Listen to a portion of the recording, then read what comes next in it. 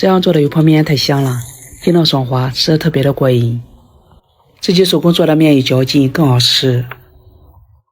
首先准备200克面粉，加3个食盐增加筋性。100毫升的清水少量多次的加入，搅成面絮状，揉成没有干面粉的面团。刚开始面团不太光滑，先醒10分钟再揉面。经过醒制的面团很容易就能揉光滑。